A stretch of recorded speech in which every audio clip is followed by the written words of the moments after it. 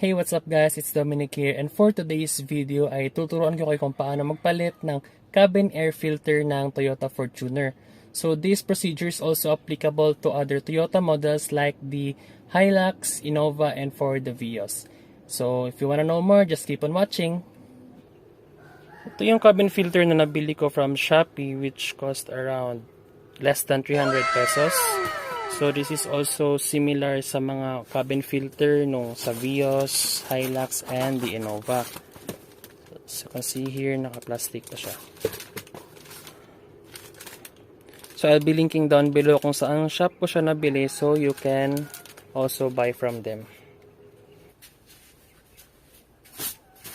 So first step is to remove the glove box. So to remove the glove box, open natin yung glove box natin and push these sides, these two sides here. So see, so pull on this side, and then on this side we must push it to para ma-dislodge, and also yung nasa ilalim na portion kasama na yan siya.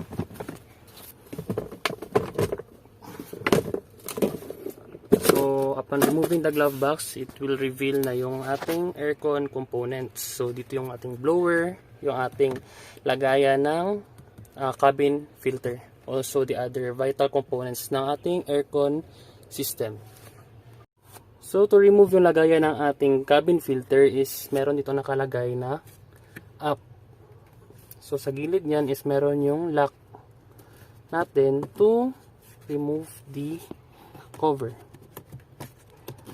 So this procedure is also applicable to other Toyota models like the Innova, the Hilux, and also the Vios.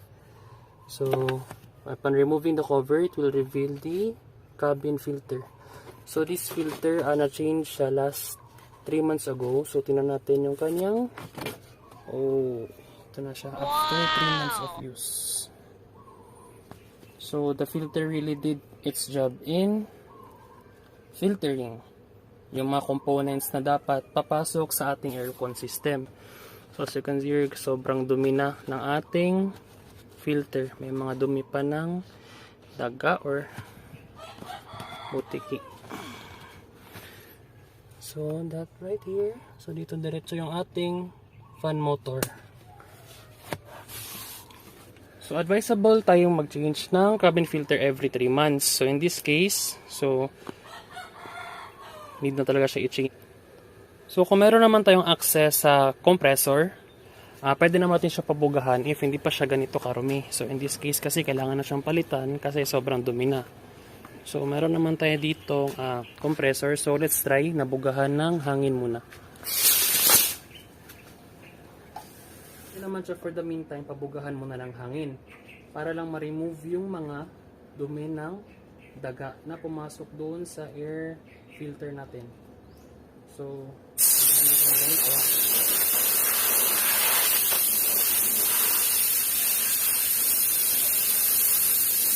And ipagpag. So, as you can see, after natin mabugahan ng hangin, ito siya. Natanggal na yung mga particles, yung dumi ng daga. But still, the color is almost close to dirty white na siya. Compared to the new one, which is really white na white. So, sobrang linis pa. So, this filter has been used for only 3 months lang.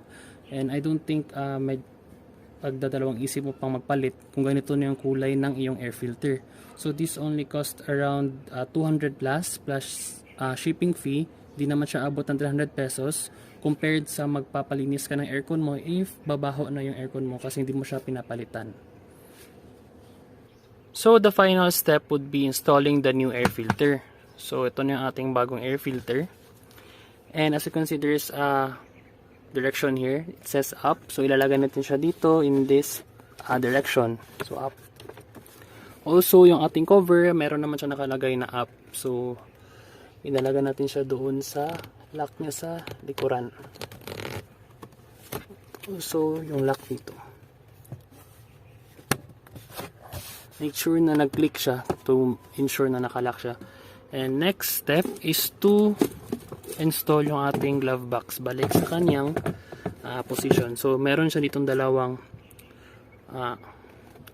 lagayan. Dito natin siya lalagay. Make sure na you hear the clicking sound every time you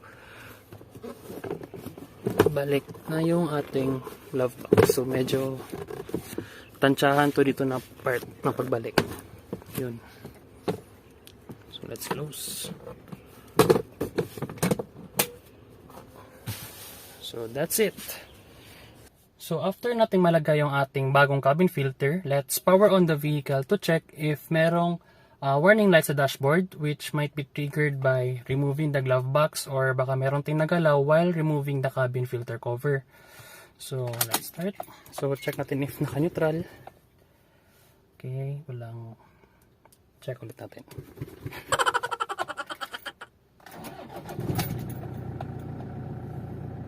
So wala namang warning lights aside doon sa ating parking brake. So for the aircon, no blinking lights for the AC. So I think we're all good. So thank you guys for watching this video. I hope you like this one and I hope you learned something from this. So if you want to see more DIY videos from me, don't forget to subscribe to my channel and hit that bell button for you to be notified for my next video. Thank you guys.